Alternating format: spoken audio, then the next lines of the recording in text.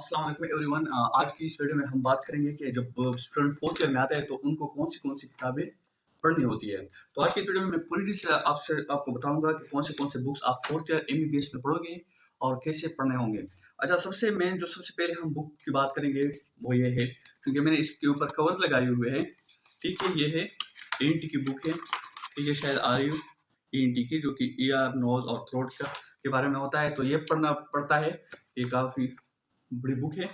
ठीक है, तो इसमें सारी जो है ना ईआर नोज और थ्रोट के रिलेटेड जितनी भी बीमारियां हैं या उनकी नॉर्मल फिजियोलॉजी है या नॉर्मल एनाटॉमी है, तो उसके बारे में आप जानोगे, पढ़ोगे और डिटेल से पढ़ोगे। और इसके आपके वार्ड्स भी होंगे, आपको हॉस्पिटल जाना पड़ेगा तो वार्ड्स भी होंगे, वार्ड्स में भी जाना पड़ेगा। ठीक है, एनटी की जो वार्ड्स होती है, और साथ साथ में आपको जो है इसकी थ्योरी भी वो करनी है, जिसमें एनाटॉमी फिजियोलॉजी और अक्सर खासतौर पर पैथोजेनेसिस जितनी बीमारियां हैं, तो वो एनटी के ये जो आपका कोर्स है इसमें शामिल होगा।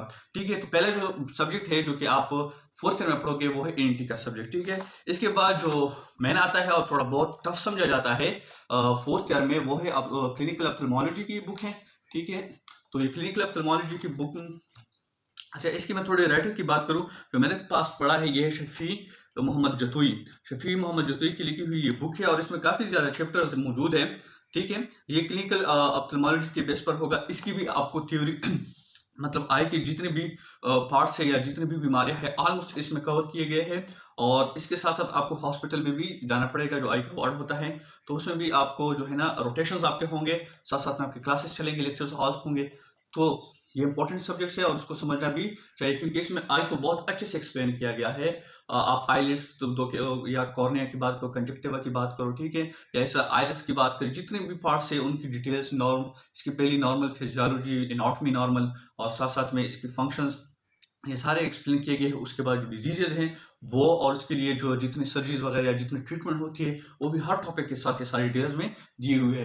तो ये ऑप्थेल्मोलॉजी की सेकंड बुक है जो कि मेरे पास मौजूद है, शफी मोहम्मद जतुई की बुक। ठीक है, अच्छा एनटी की बात मैंने की थी कि एनटी वाला कौन सा मेरे साथ है, तो ये है डिंगरा, श्रुति डिंगरा ने जो लिखा हुआ है, असिस्टेड बाय दीक्षा डिंगरा। ठीक है, तो ये डिंगरा का बुक है, इसके ऊपर थोड़ा कवर है, इस वजह से क्लियर नहीं देखना है। तो ये काफी अच्छी बुक है और बहुत अच्छी से लिखी है, डायग्राम भी सारे शो किए गए हैं इसमें। ठीक है, तो नॉर्मल फिजियोलॉजी, एनाटॉमी और जितने भी बीमारियों के फोटोज वगैरह, पिक्चर्स, वो सारे इसमें दिए हुए हैं। इसके साथ साथ जो हमारा नेक्स्ट आता है पैथोलॉजी, क्योंकि पैथोलॉजी में रॉबिन्स जो है सबसे मेन बुक है, लेकिन फिलहाल रॉबिन्स हमने नहीं उठाया है, क्योंकि अक्सर जो है लड़के वो रिव्यू बुक देखते हैं। लेकिन अगर किसी के पास टाइम है और वो कह रहे कि मैं पढ़ सकता हूँ, तो रॉबिन सबसे बेस्ट है। लेकिन उसके बाद जो दूसरा नंबर पे आता है और सबसे ज्यादा स्टूडेंट्स पढ़ते हैं और प्रेफर करते हैं, वो है special pathology, doctor Irfan Masood ने, यूएचएस का है। तो डॉक्टर इरफान मसूद या इरफान की जो ये बुक है पैथोलॉजी की, ये रिव्यू बुक समझो, रॉबिन्स की समझो रिव्यू बुक ही है।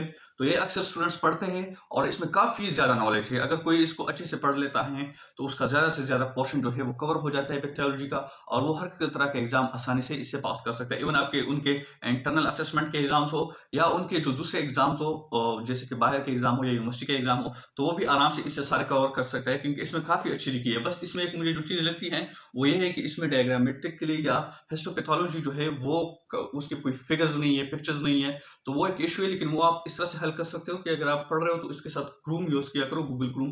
तो उसके साथ क्या होगा कि आराम से आप जो है वो समझोगे भी, और वो जो बीमारियां है वगैरह, फिर जब आप इमेजेस देखोगे और साथ में इसको पढ़ोगे, तो आपके लिए बहुत ईजी रहेगा और आपको याद भी रहेगा। ठीक है, तो ये थी इरफान मसूद। अच्छा, ये पैथोलॉजी के लिए, इसके अलावा जो दूसरी स्टूडेंट्स यूज करते हैं वो भी ज्यादातर यूज होता है, और वो है फंडामेंटल पैथोलॉजी। तो फंडामेंटल पैथोलॉजी जो कि लिखा हुआ है ये सतार ने लिखा है, हसनैन अब्दुल सत्तार ने लिखा हुआ है। ठीक है, तो काफी अच्छी लिखी है, टू द पॉइंट लिखी हुई है, और इसमें हिस्टोपैथोलॉजिकल जो है ना फिगर्स भी दिए हुए हैं, कुछ और भी डायग्राम दिए हैं। इनके साथ इनके लेक्चर्स होते हैं, तो अगर कोई लेक्चर इनका पढ़ लेता है और साथ में ये बुक पढ़ लेता है तो एनफ मोर, क्योंकि ये ऐसा है, लर्निंग भी इजी है, आराम से आप पढ़ सकते हो, याद भी आएगा आपको। ठीक है, तो ये फंडामेंटल पैथोलॉजी की बुक है, तो अगर आप लेना चाहते हो तो इसको भी ले सकते हो। लेकिन कुछ मटेरियल इसमें ऐसे है कि इससे थोड़े ज्यादा है। ठीक है, इरफान मसूद में इसमें कुछ एक दो टॉपिक ऐसे है कि कम है, लेकिन फिर भी मेजोरिटी जो 90 to 95% है, इसमें सारा मवाद मौजूद है। तो ये दो जो है पैथोलॉजी की रिव्यू या शॉर्ट बुक्स थे। तो ये तीसरा हमारा सब्जेक्ट होता है। और चौथा इसके अलावा जो हमें देखने को मिलता है या हमने पढ़ा होता है फोर्थ ईयर एमबीबीएस में, वो है कम्युनिटी मेडिसिन। ठीक है, तो मेरे पास जो बुक पढ़ी है वो नश्तर की पब्लिकेशन है, ठीक है, जो कि मुल्तान में यूनिवर्सिटी है, और इसका एक्सेल के नाम से ज़्यादातर याद किया जाता है, एक्सेल के नाम से, ठीक है? तो ये 13 एडिशन मेरे साथ मौजूद है। इसमें भी काफ़ी डिटेल्स से सारे चैप्टर्स दिए हुए हैं और डेफिनिशन भी अच्छे दिए हुए हैं। इसका इंडेक्स अगर आप लोगों को नज़र आ रहा हो, ठीक है? तो इसमें सारे चैप्टर्स मौजूद हैं। मैं इन सारे पे अलग-अलग से बात करूँगा कि आपको फिर किस तरह से ये पढ़ने चाहिए और क्या-क्या करने चाहिए। तो ये मेनली बेसिकली जो है 4 बुक्स है। अच्छा, एक और बात मैं आपके साथ ऐड करता जाऊँ कि अगर एएनटी का आप डिंगरा वाला बुक नहीं लेते, तो इसके अलावा उदयपुर वाला भी एक बुक होता है, जो कि आप यूज़ कर सकते हो, ले सकते हो, तो आप वो भी अच्छे से पढ़ सकते हो। तो उदयपुर वाला भी अक्सर स्टूडेंट यूज़ करते हैं, लेकिन ज़्यादातर जो है वो डिंगरा को ही प्रेफ़र कर लेते हैं। तो ये थी कुछ किताबें 4th ईयर एमबीबीएस के बारे में, जिसमें आपको मेनली ये पढ़ने होते हैं। तो अगर इस रिलेटेड कोई और बात हो या पूछनी हो या सब्जेक्ट्स के बारे में पूछना हो, तो आप मुझे कमेंट सेक्शन में बता सकते हो। और अगर चैनल पर नए हो तो चैनल को ज़रूर सब्सक्राइब कीजिए। नेक्स्ट वीडियो में आप लोगों के साथ मिलता हूँ, तब तक के लिए अपना बहुत सारा ख्याल रखिए। अल्लाह हाफ़िज़, अल्लाह निगहबान।